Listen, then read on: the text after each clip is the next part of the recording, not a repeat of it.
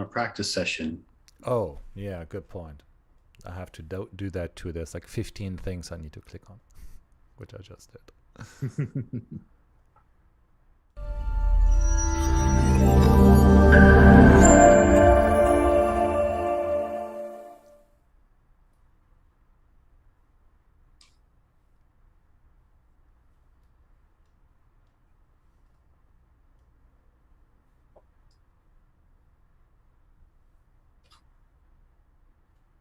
And we are live, Jeff. Great. Thanks, Chris. Welcome, everyone, to Your Bites, a weekly live discussion and podcast about ownership, digital rights, and privacy. Today, I'm here with my co-host and partner in crime, Christian Kamir, managing partner at Sustini Capital, a VC investment fund that focuses on blockchain. Christian has been doing phenomenal work on the future of money and understanding the problems of central bank digital currencies. Say hello, Chris. Hey, I'm still managing my video and audio engineering skills. Hence, if you're seeing this on YouTube right now, you see that I'm messing up. I do see that you're playing with that. Let me go ahead and I'll continue on. Yeah. So I'm Jeff Jokish, the founder of Privacy Plan, and a vocal privacy data researcher, a data privacy researcher. And today we're talking about biased machines and prejudiced programming. That's quite a topic, a wide topic, a deep topic, and one everyone's who's concerned with privacy should really be thinking about. The connection between privacy and AI might be unclear to some people, but all of that personal data that organizations collect about us has to be processed in some way, really, to have value. And we often think about that processing as maybe targeted advertising, because that connection is really right there in front of us. But our data gets processed in more complex ways as well, in social media algorithms, by government agencies for services, insurance companies determine coverage and rates, sometimes courts to determine sentences, doctors to determine treatments, and much, much more. What's even scarier is that these processes using our personal data are often black boxes. And what's even black boxes predicting things about us. Possibly these are very accurate predictions, but exactly what data are they using? Are these decisions fair? How would we even know if they were biased? Today, we've got two guests with us. Ryan Carrier, who's the Executive Director of For Humanity, which you can find at forhumanity.center. And their sort of focus is to examine and analyze the downside risks associated with ubiquitous advances of AI and automation, to engage in risk mitigation and ensure the optimal outcomes for humanity. Right? And then we've also got Krishnaram Kenthapati, the chief scientist at Fiddler AI, who we are trying to bring up to the stage, I think, when Chris gets the video set up here. Okay, are you on stage there with us? Yeah, he is. Awesome. Yes. Hi, Jeff. Thanks for inviting, and very nice to meet you all and be part of today's discussion. Awesome. And Fiddler AI really does sort of model performance management, helping orgs monitor, explain, analyze, and improve their solutions to build trust into AI systems. And we'll let each of these gentlemen sort of do a little bit more talking shortly. But let's open up with a quick presentation by Ryan Carrier.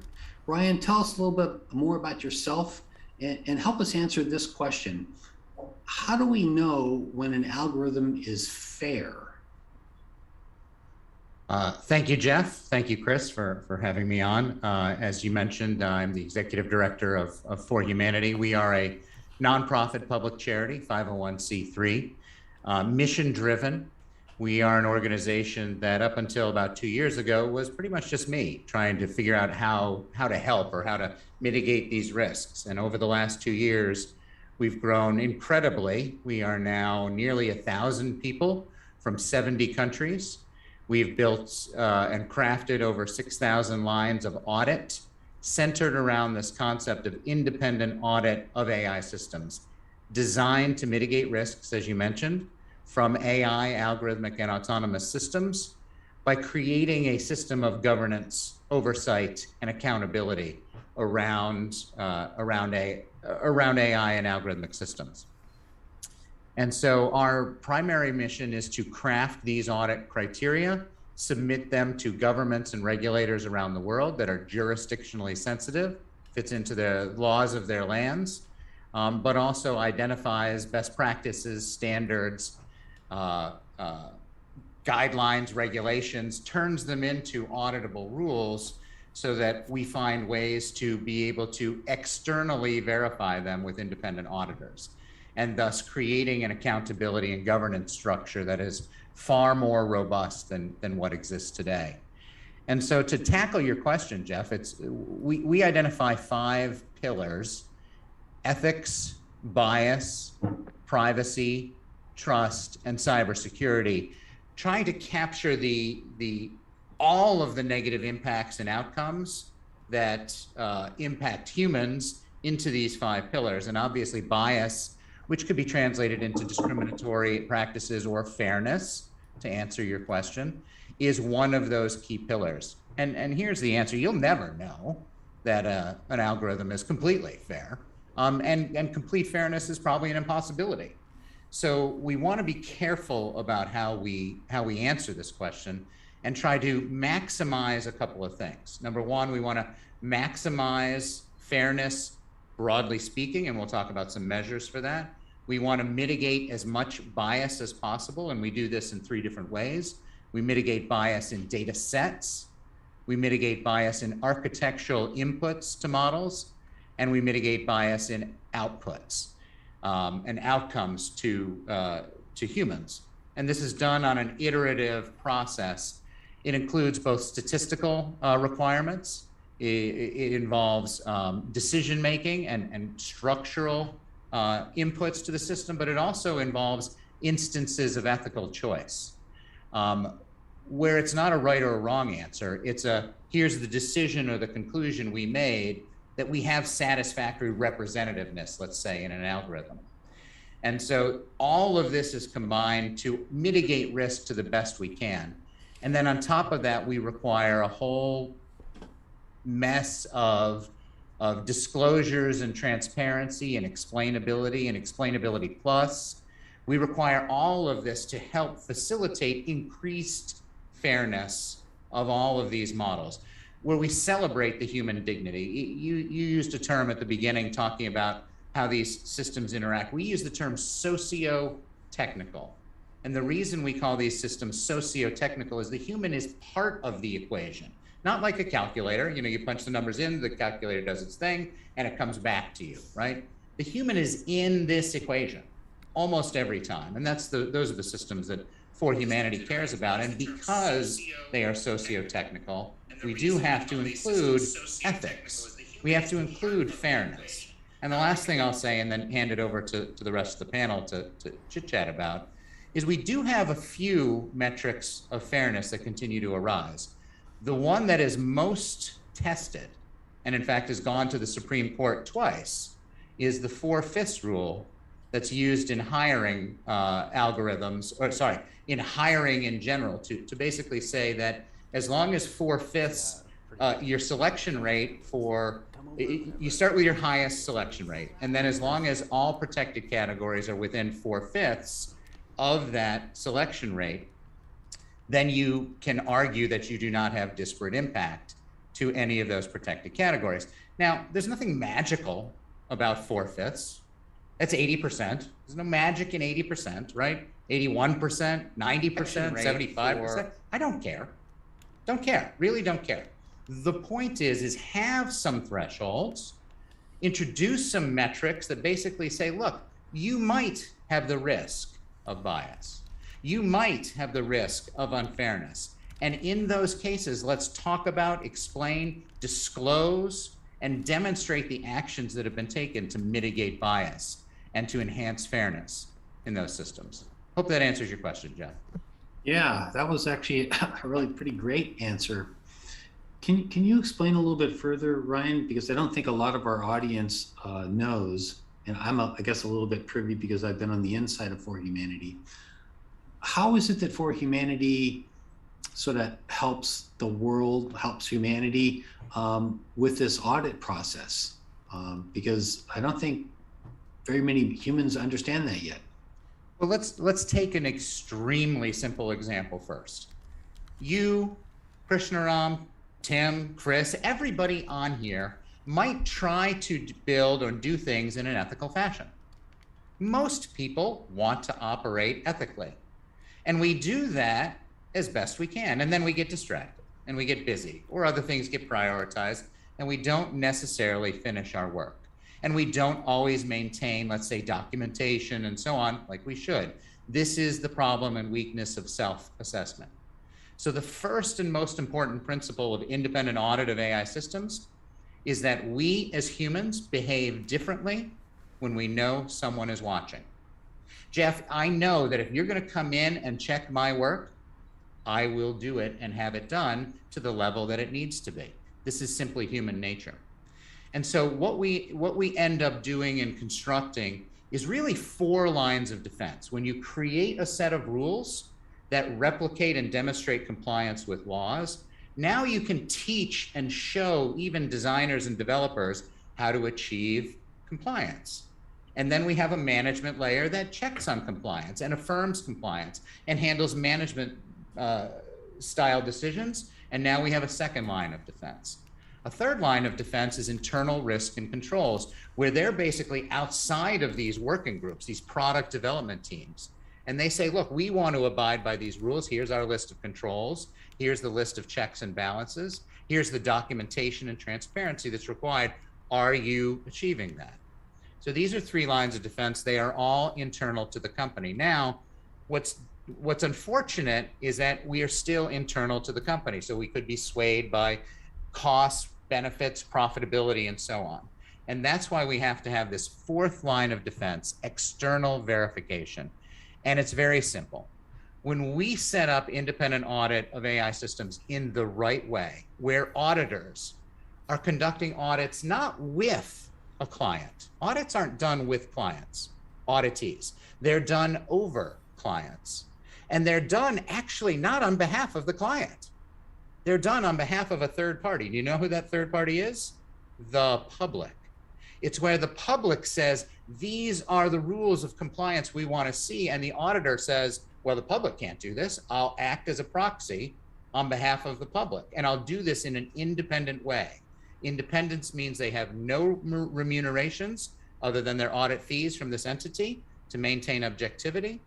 And they have the risk of false assurance of compliance, meaning if they tell people that there's compliance and there is not compliance, they're on the hook as the auditor. And when you set up this tension between the auditor and the auditee that is independent and objective, now when that auditor says, you know what, Jeff's company has complied with all of these rules, you know what the world believes? It must be true. Yeah. And this is how we create an infrastructure of trust. And we're replicating a system that's been around for 50 years in independent audit of financial accounts and reporting. And people will say, well, is that a trustworthy system? 99.9999% of the time, things go great in independent audit of financial accounts and reporting. Entire businesses, entire industries, entire investment strategies rely on these numbers, often without even checking them. And that shows you that there's an enormous amount of trust. But I also want to caution, there's no perfect system. Anytime you come out with a transparent rules-based system, you are teaching people who want to commit fraud and malfeasance how to defeat that system.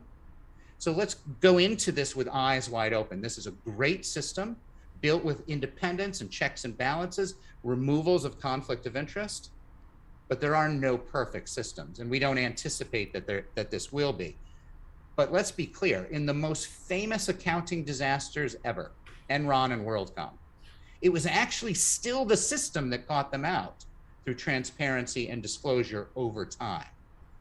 And so those are the kinds of checks, balances, procedures, controls we want to build into this whole ecosystem to better ensure that we mitigate risks to humans. Long answer, Jeff, I apologize, but hopefully hopefully it's a good, a bit of an explanation. No, I think it was a great answer. And frankly, I really love the system. You know, I've already taken one of the classes. I didn't take the test yet. So I love I love what you're doing. Let me offer one disambiguation here at this point in time, maybe. So because I see this a lot. So I was an engineer before I became a lawyer, and now I'm neither. But the point here being is what I see on a daily basis is a conflation about the concepts of rules and laws. So what I mean by that, we call certain things laws that are really just rules. And so the difference here is, so there's rules address human behavior by and large, right? So and laws are things, at least in my definition, that are true regardless if you follow it or not. Like things like gravity. You can ignore gravity, but it's a good rule to follow it because it's an actual underlying law. When you ignore that law, you always fall flat on your face, right? So it's kind of a fact-based thing. And so that's how I think about technologies. Technologies establish laws. They function in a certain way. You put an input in and an output comes out, and then you can either, as a human being, follow that particular output or ignore it, whatever the case might be. And so that's where I think we have a lot of kind of vacuous discussions about regulators that say nonsense, like I want to regulate cryptocurrencies, I want to regulate privacy. What they're really saying is I want to regulate the behavior of people within my jurisdiction. That's all you can do at the end of the day. And then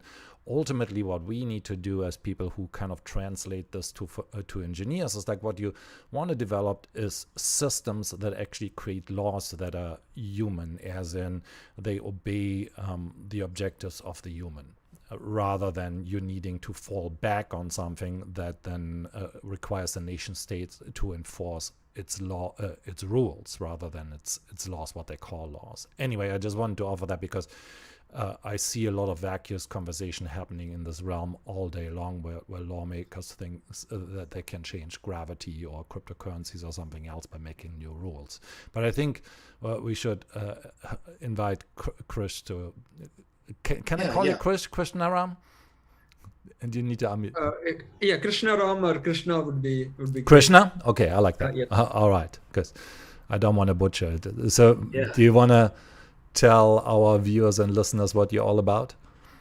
Yeah, sure. My name is Krishna Rams, or Krishna for short. I'm the chief scientist at Fiddler AI. We are an enterprise startup building tools for explaining machine learning models, identifying any biases in the models, and monitoring the models once they're deployed in production.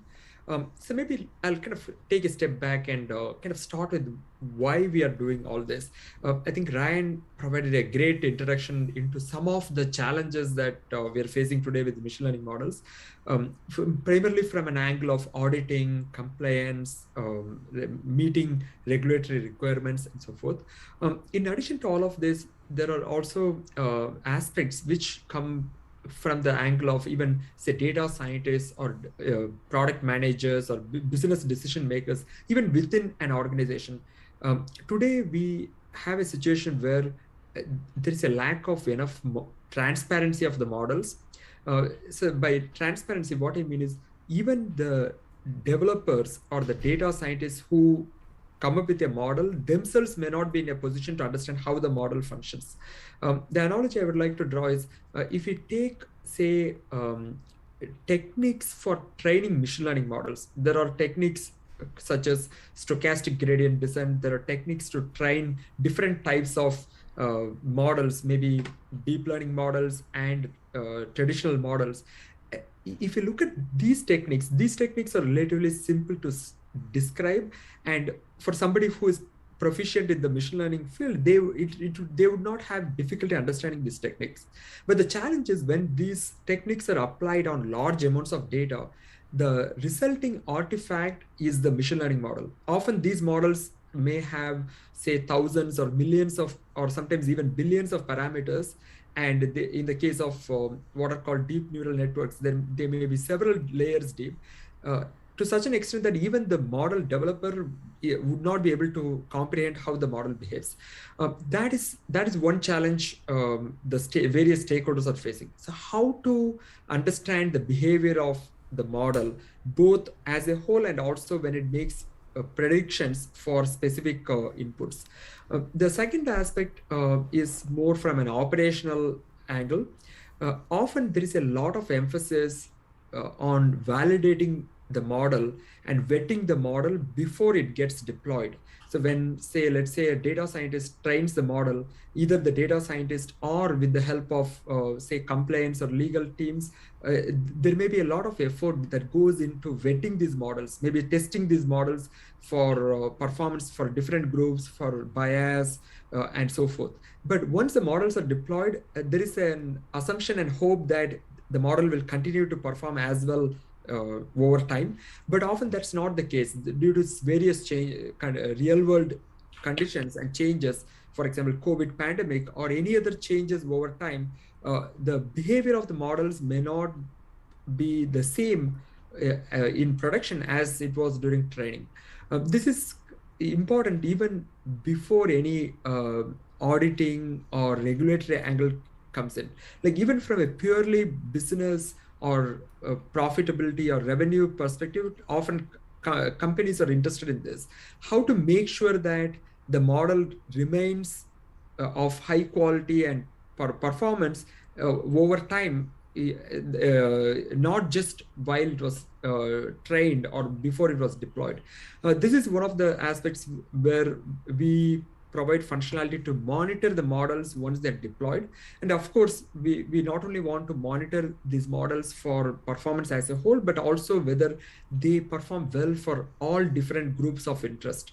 In the cases of models that have an impact on humans, we would like to understand whether the model is performing well for different demographic groups or people with different interactions or experiences with the machine learning system and so forth. The final element is around, say, bias and compliance. We want to understand whether the model works well for different groups, both at the time of model training and even after it's deployed in production. So we also offer tools related to monitoring of bias and also measuring of bias. So in this regard, maybe one of the challenges that Ryan also alluded to, and something that we encounter is dimensions like fairness, privacy, or explainability, transparency, or intrinsically socio-technical. They're not just purely technical concepts. In fact, if at all, there are more of the social aspects. So that means that we have to take inputs from all relevant stakeholders, including those who are impacted by the decisions of the model, to decide what is considered fair, what is considered acceptable in terms of the level of privacy or the level of transparency, and so forth. And here again, one of the challenges is that if you take a domain like privacy, even the attendees of this session would collectively agree that protecting privacy of users is important, but we might possibly disagree on the trade-offs between, say, the accuracy of the model and the level of privacy protection it offers. But when it comes to a domain like bias or fairness, things get harder even at this stage. Even as a group, we may not agree on what is the desired notion of fairness. As we discussed earlier, there are often tensions between different notions of fairness, tensions between being fair at an individual level and being fair at a group level. And even at a group level, there are results, theoretical results, showing that it is often impossible to achieve fairness along multiple dimensions. We cannot achieve fairness on, say, accuracy, fairness on false positives, fairness on false negatives, and maybe a few other metrics together. So that makes the problem even harder and more challenging, both from social and technical angles. Yeah, that's really, really interesting. I think, Krishna, that you sort of answered the question that I was going to sort of pose to you, which is it possible to create algorithms that optimize for both accuracy and explainability? And I think what you're sort of saying is that the answer is sort of yes, sort of with your help and maybe with Ryan's help, because you guys sort of both come at this question from two different angles, right? You're sort of helping them with the model, and Ryan's sort of helping them audit the model, right? Let me give you a little bit more context to the audience. Last year when I was researching AI regulation, I boned up a little bit on explainability because a lot of the regulations start talking about explainability. Some are even trying to mandate explainability in the AI models and algorithms, right? And frankly, explainability was a little bit new to me, even though machine learning is not. I've managed data science projects and helped build some pretty large Bayesian classifiers that use supervised learning to assign topics to text messages. One thing that I found that was interesting, and maybe even a little bit bleak, is that there's some DARPA research that shows that in general, machine learning models that are more advanced, more complex, more accurate, are also more black boxy. They're less explainable, less transparent, right? So in layman's terms, if companies use the most accurate predictions, they're probably sacrificing explainability and the ability to tell people what the hell's going on in there, right? They understand the models less well, and they don't really understand why the models predict what they do. So I imagine some of you guys have seen the HBO series Silicon Valley, right? In the show, someone developed an algorithm that can tell if an image is a hot dog or not a hot dog, right? And this seems pretty useless, at least in the show, right? Until they decide to repurpose it to be a porn filter, which was pretty valuable, that it turned out, right? But here's the thing, right? How does the algorithm actually know whether something's a hot dog or not? I mean, you guys know, if you understand machine learning, right? You test it with a lot of images and it eventually learns, right? But how does it learn, right? Is it the reflectivity? Is it the shape? Is it this or that? I mean, it's probably thousands of little things, right? How do you actually explain that to someone? Right? It's pretty hard, right? Yes, I think that's a great segue. I think there is, as you kind of alluded to, there is often this tension between interpretability, or how easy it is for humans to inspect the model versus how performant the model is. This tension arises especially in the domains related to human cognition, domains like maybe vision, say object detection, or classifying some visual or say images or videos, or say domains like speech to text or text to speech, language translation, and so forth. So the challenge is that simple models, say, let's say rule-based models, or models that are called decision trees or linear models with a small number of parameters, are easy for humans to understand. But what has been noticed in the last decade or perhaps more is that such models are not as good when it comes to tasks where humans are really good, tasks like human cognition related tasks.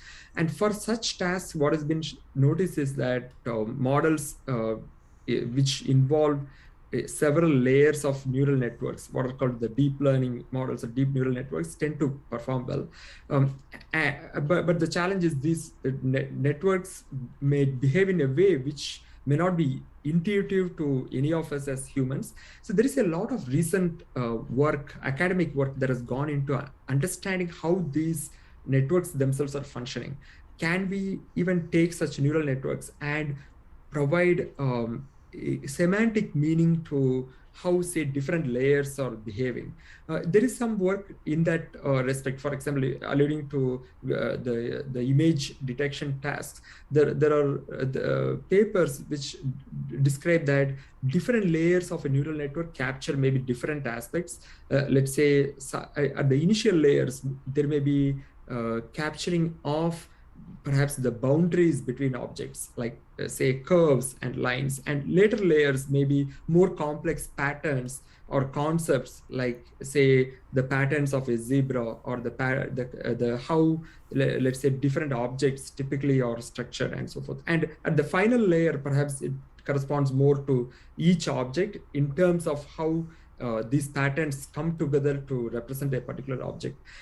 At the same time, there is also literature, there's also a lot of work on taking such accurate but opaque models and providing explanations post hoc. By post hoc, this means more as a layer on top of the output of the models. The idea is that these models may be hard or complex to understand as a whole, but at a specific point of interest, let's say at a point of interest such as whether we are trying to detect why, say, some object was detected in the image. Let's say if you think of an autonomous vehicle setting, why a pedestrian is detected or a stop sign is detected, and providing an explanation of that just for that specific image or around that image. There is a lot of work in that respect which is getting traction.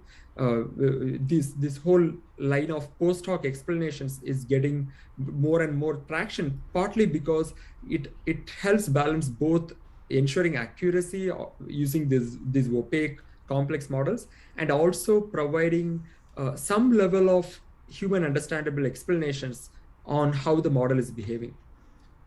Could you apply that post hoc analysis to something like, whether a job applicant was accepted or not accepted? Yes. So in a setting like, say, a job applicant, often the approach followed is what's called counterfactual explanations. This means that let's consider the case of a job applicant who was denied a job. What attributes would have needed to be different for the model to change its prediction? So to kind of arrive at the counterfactual. Or in the case of, let's say, somebody applying to a loan and the loan application being denied, what would they need to do to qualify for the loan in the future? So this is kind of similar to how today we get adverse action notices. If say in the US, if you apply for a loan and there is an adverse action, then legally you have to be provided with a reasoning as to why that has happened. So even with the case of machine learning models, whether they're used in hiring, lending, or other settings, there is a possibility of providing such explanations. But I don't think we are at a stage where it's perfect and maybe completely auditable. There is work showing that if the organizations who are owning the machine learning models or coming up with such counterfactual explanations, they may be able to come up with explanations which look great on the surface, but might hide some of the biases and issues that the model still might have. That's interesting. Yeah, I was just going to say, Ryan, what do you think about this, the counterfactual concept? Two elements of that. So counterfactual, the exact example that Krishnaram gave us of counterfactual is we call explainability plus.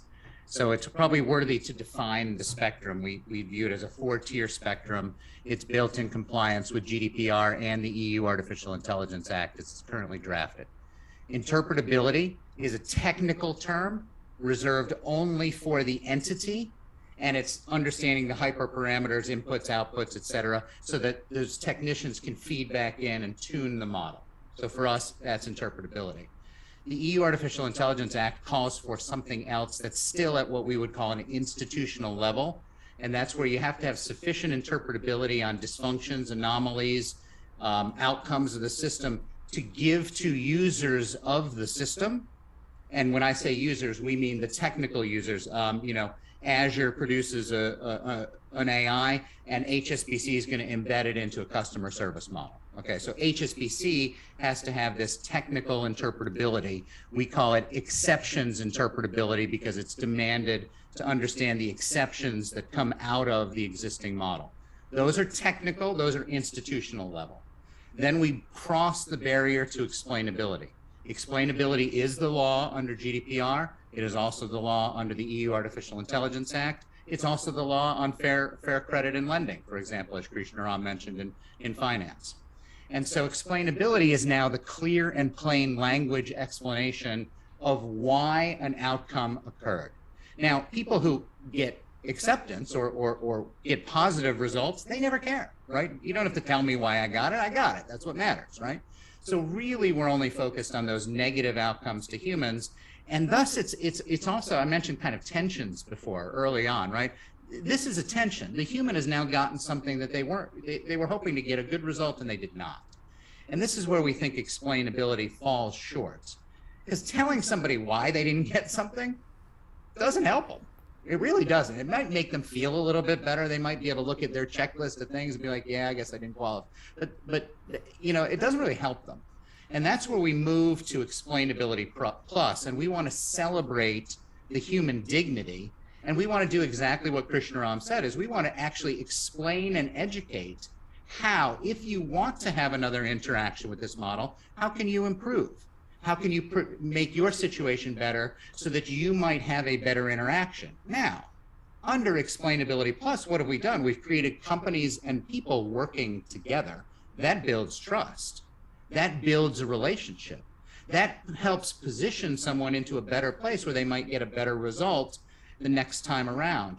Or part of Explainability Plus might be, look, you're never going to qualify for what, for what we require, but here's some other outside external services that you might be able to avail yourself of that might help you solve your problem.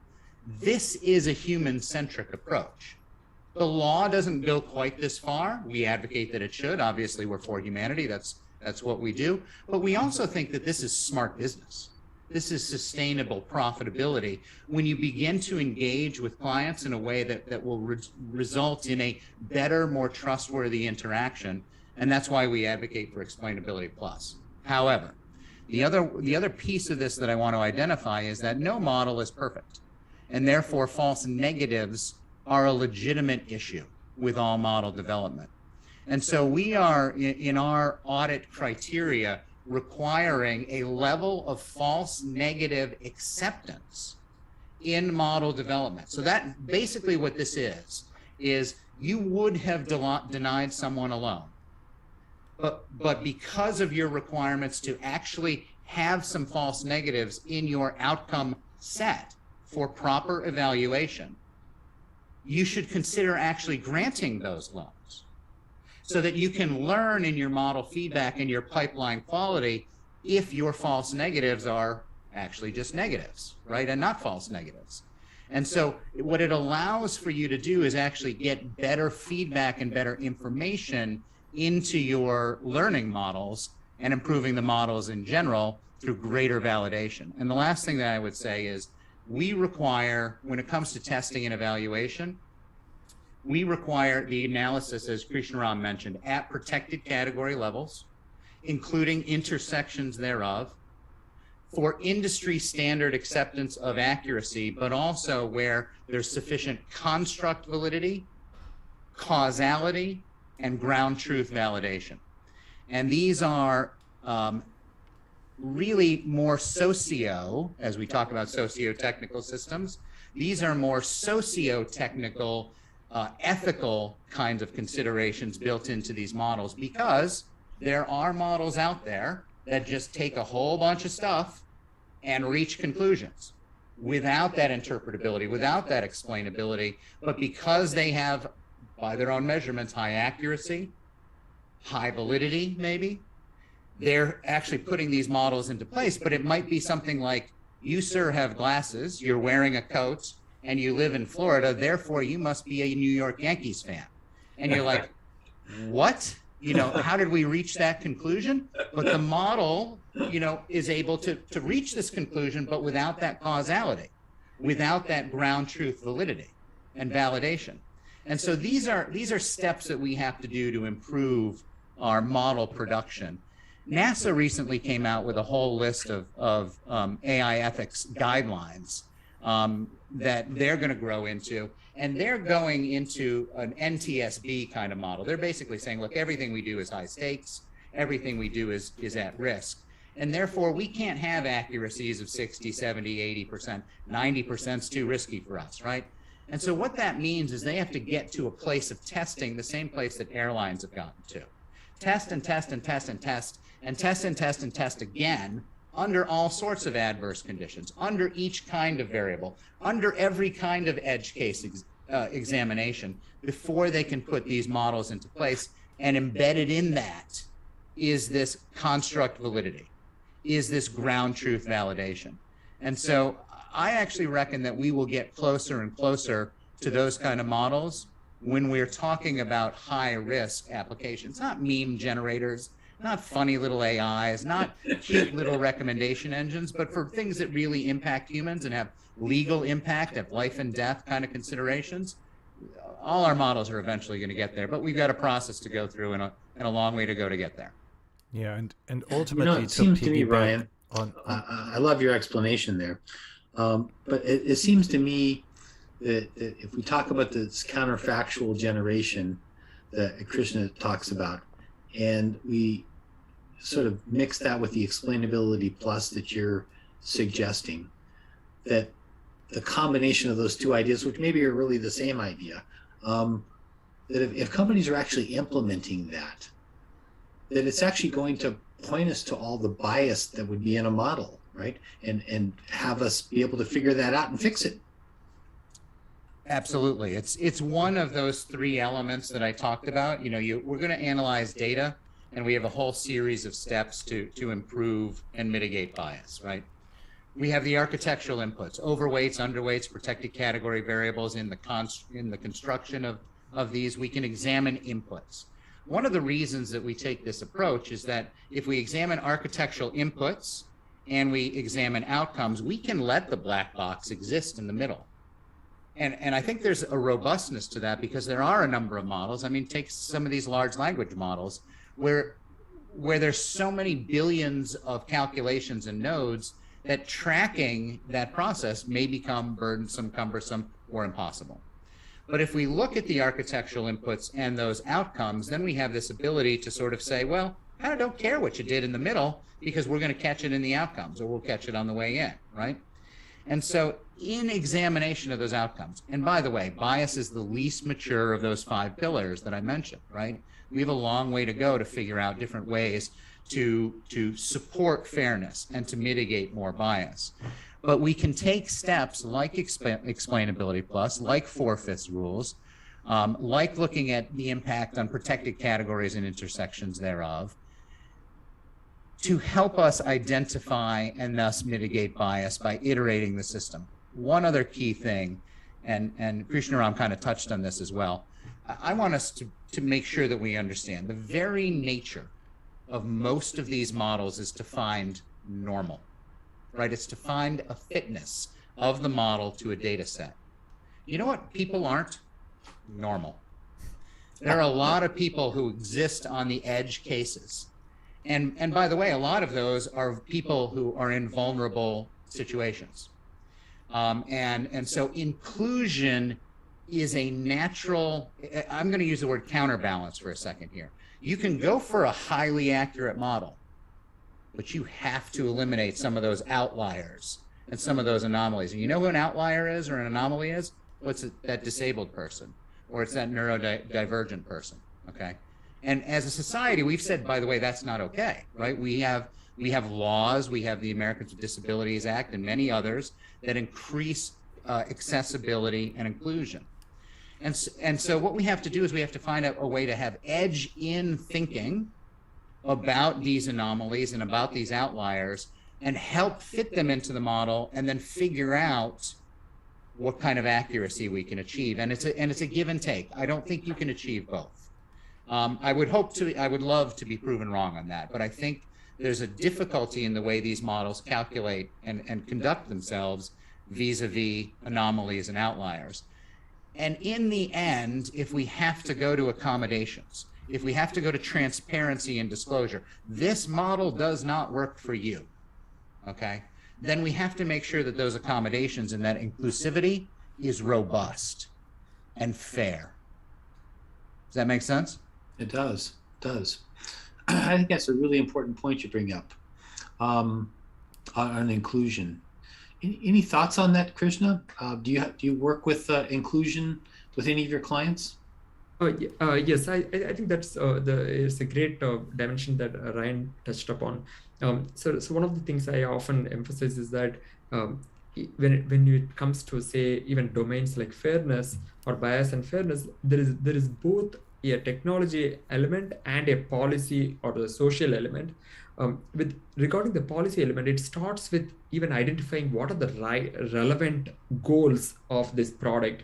Do we have all the right people in the room? So by right people, I mean all potential stakeholders, especially the people who may be negatively impacted by this product or service. I think it's very important to have them in the room, and ideally have them have such representation in the team as well, so that you do not have blind spots. You have proactive testing and identification of cases where things might go wrong.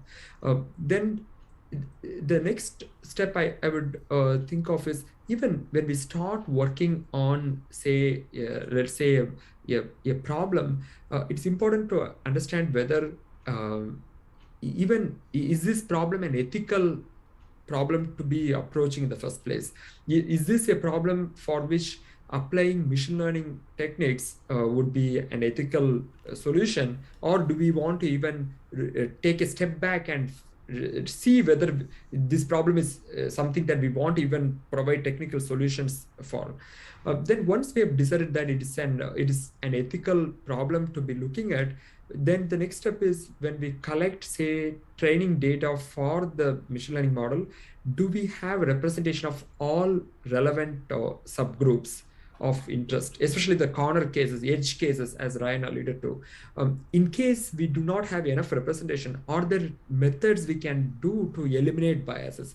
Can we do methods to reduce biases in the data set? Maybe can we do perhaps oversampling or undersampling of people in the data set, so that there is enough representation of all relevant groups? I wanted to ask about that. But somebody like you probably knows the answer to this. Maybe Ryan does as well. But so let's say you've got a facial recognition problem with your model not representing or recognizing Black females particularly well, right?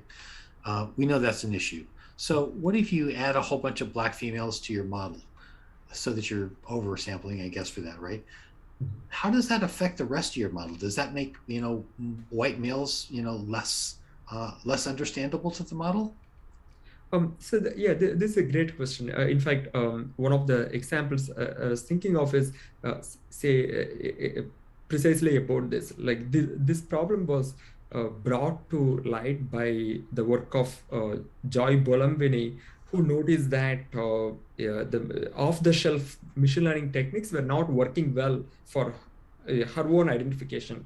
Joy Bolambini is an African-American woman, and she noticed that when she wears a white mask, the model was recognizing her face, but otherwise it was not recognizing. Then together with Timnit Gebru, Joy Bolambini and Timnit Gebru came up with gender shades work, which kind of highlighted these issues and also provided benchmark data sets. There is, I think the short answer to what you asked is, I would say it depends. In some settings, there may be a tension between, say, ensuring performance or accuracy of the model as a whole and ensuring that the model works well for all different subgroups. But that's not necessarily the case. If we take even facial recognition or facial analysis as an example, what happened after gender shades work was various companies woke up to this reality. They had not, my sense is that they had not taken the effort to do such thorough testing before these issues are discovered. Once they woke up to the fact, they were trying to figure out how to address these issues. One of the approaches was to collect enough data points from the underrepresented groups. In the process of collecting such data points, it's not as though it might necessarily affect the performance of the group, the model as a whole. It's possible that by improving performance for some subgroup, we might even improve the performance of the model as a whole.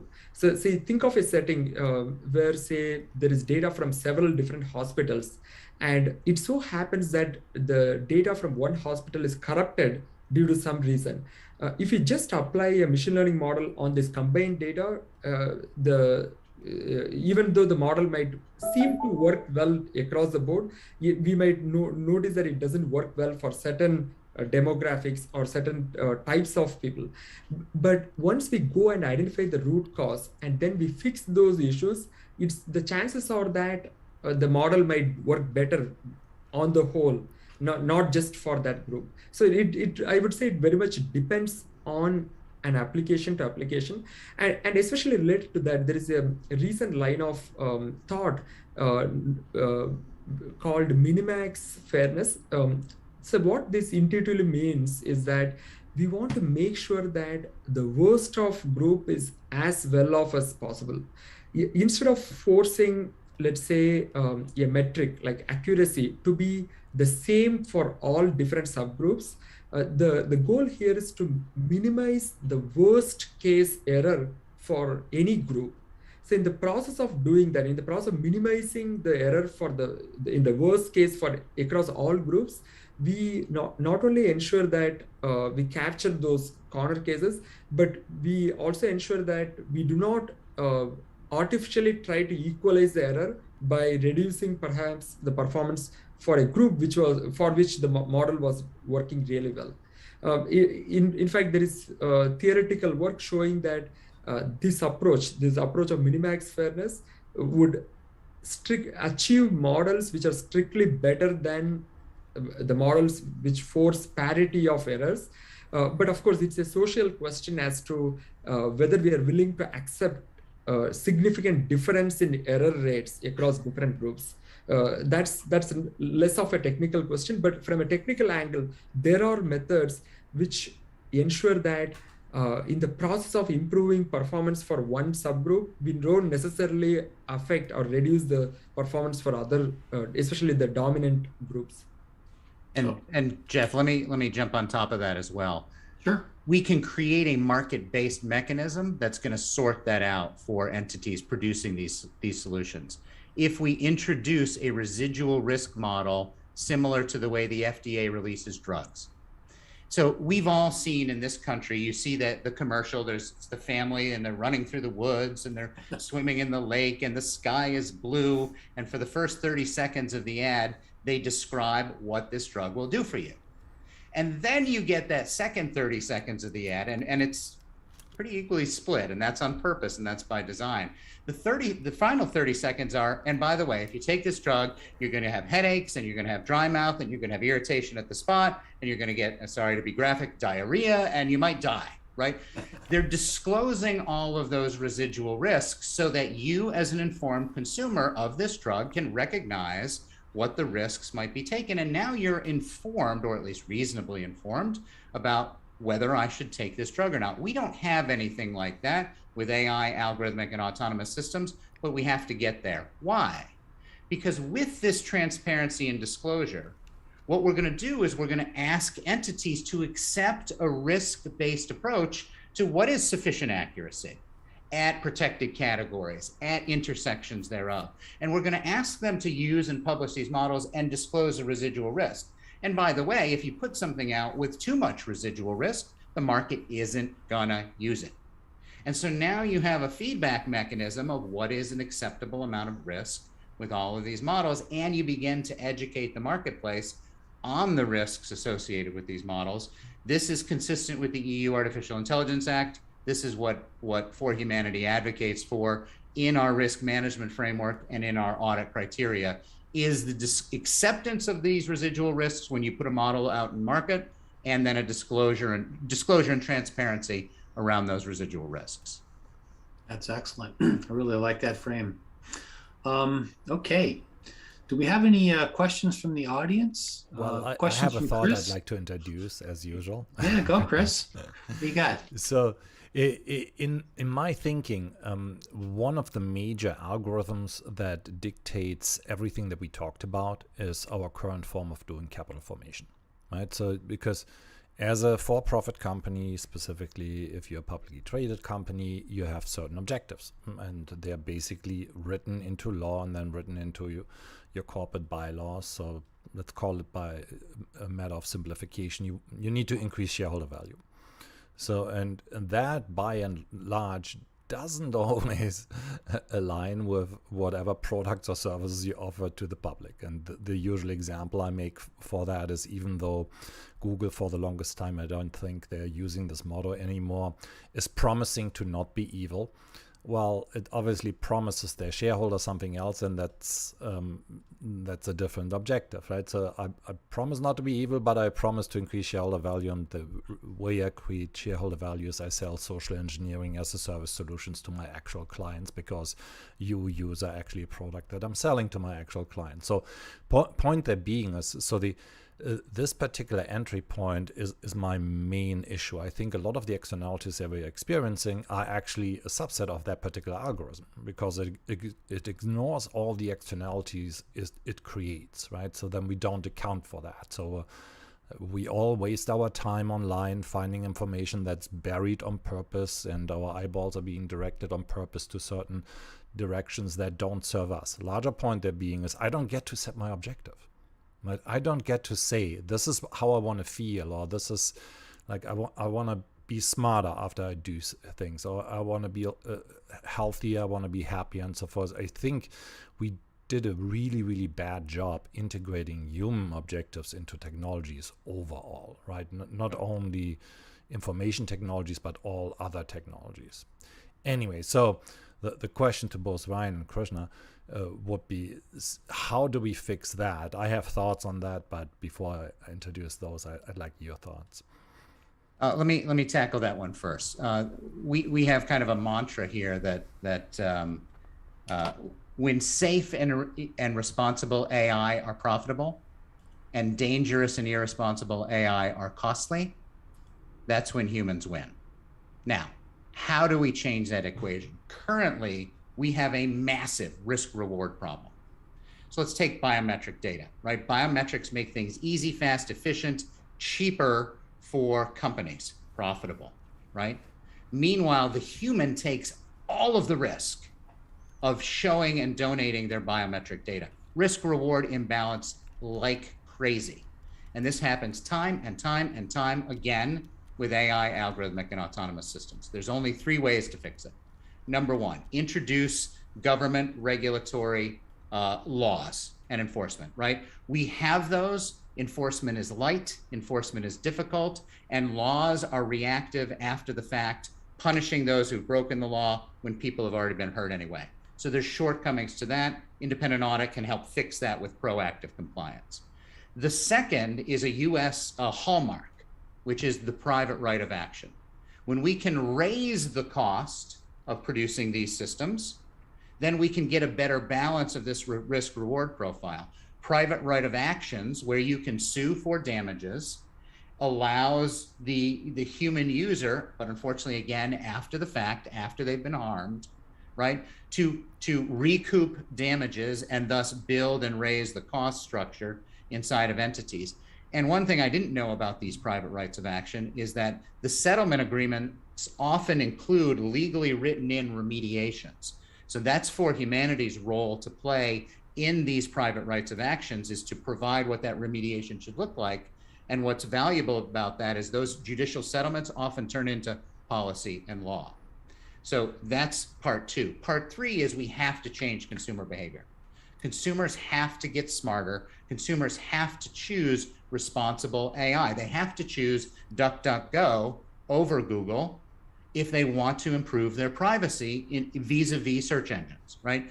And so that's a long-term educational process, not dissimilar to what we went through with tobacco and cigarettes, where we have to grow and change consumer behavior so that they're the ones who are choosing safe and responsible AI and thus making it profitable thus making it sustainably profitable over the long run.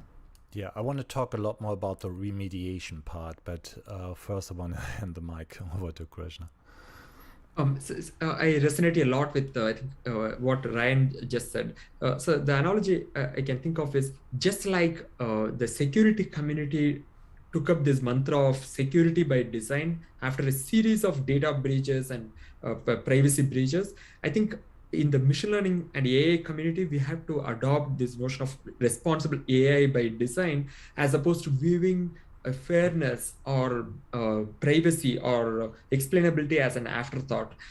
And we have to create mechanisms to incentivize organizations to do that. As Ryan alluded to, regulations are a great forcing function. But in addition to this, I often emphasize that even in domains where the technology may be somewhat hidden or may not be easily accessible, it's in the best interest of an organization to proactively monitor for bias or for explainability, and also monitor the models once they're deployed.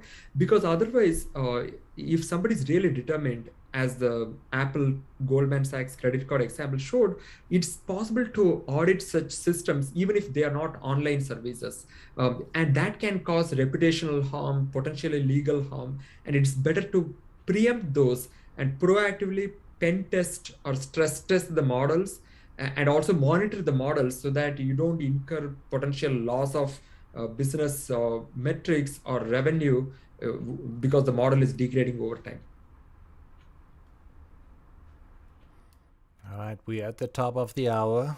I could do this for another hour easily. I have so many more questions and ideas, but we'll try to keep this at an hour. We're going to share the content. We're doing this every Friday, and we'll keep doing it until people start listening. or the obvious, people stop listening, I guess. Anyway, Jeff, do you want to lead us out? Yes. Sorry, I muted myself. I saw that. Thanks, Chris. Yes, thank you to our guests, Ryan Carrier and Krishna Kentapati from Fiddler AI. Ryan's, of course, from For Humanity. This has been session 14 of Your Rights, Your Bytes. Actually, I think that's Your Bytes, Your Rights. I can't even get the show name right. How many episodes have we done? 14. So not enough. We'll Jeff, do not another enough. 14, and we'll get it right eventually. That's hilarious. Anyway, check back with us next week for another great show. Thanks again and everybody have a great Memorial Day weekend. Thanks, Jeff. Thanks, Krishna. Thank you. Thanks, everyone. Take care, guys.